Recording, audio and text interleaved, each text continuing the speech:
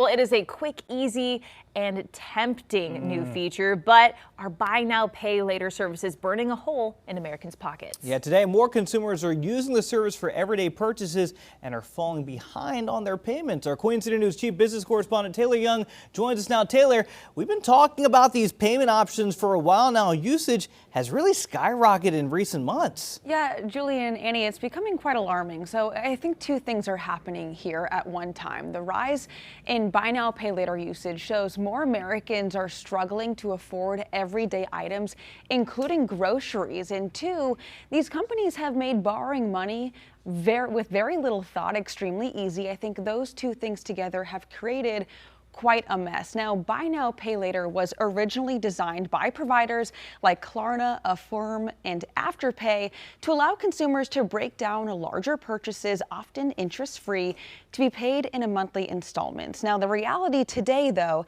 is buy now, pay later can be used for almost any purchase. We're talking concert tickets, online shopping, takeout, even groceries. According to a recent survey by LendingTree, 25% of buy now, pay later users are funding groceries with these loans. That's up to 14% from last year. And on top of that, 4 in 10 of these users say they paid late on one or more of these payments in just the last year.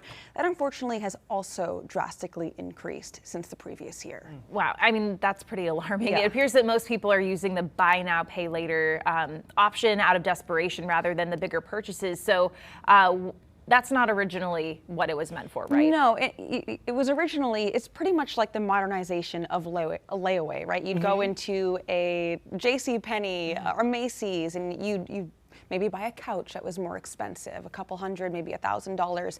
You'd use that layaway just like you would today with buy now, pay later, pay installments. But really what's happening right now is people are using buy now, pay later as more of a bridge to get to their next paycheck. And that right there is what's getting many people in trouble.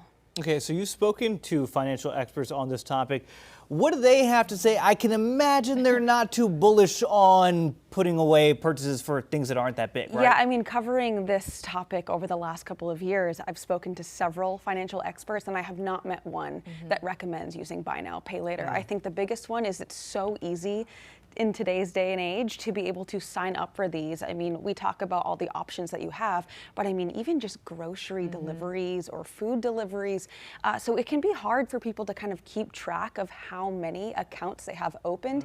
And while these companies don't necessarily go, do not file with your like credit score, they can't impact your credit score. If they do go to collections and you stop paying them, they absolutely can impact your credit. And I think the biggest takeaway that I've gotten from speaking with these financial experts is that it gives you a kind of a false sense that you can afford things that maybe you shouldn't or you can't afford.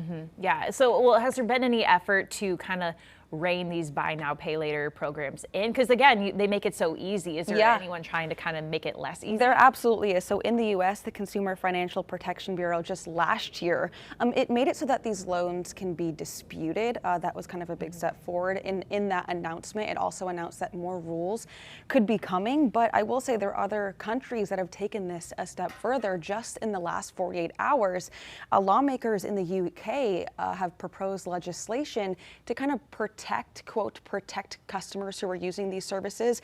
And what it would entail these companies to do is to do credit checks on people to make sure that they can even afford to pay these payments back, because the majority of users that use buy now, pay later do tend to have lower credit scores. So it's kind of putting people into this cycle of, you know, I don't have the money up front, I'll use this to pay for it now, but maybe they don't have the money in the long run to ever pay it off. So there definitely are being steps taken to kind of reduce that. But I do think, you know, if the problem is people are having a hard time buying groceries, I mean, it could be a sense of desperation that they're going to do what they're going to have to do anyways. So. Yeah. Got to feed the family some way. You do. That's right.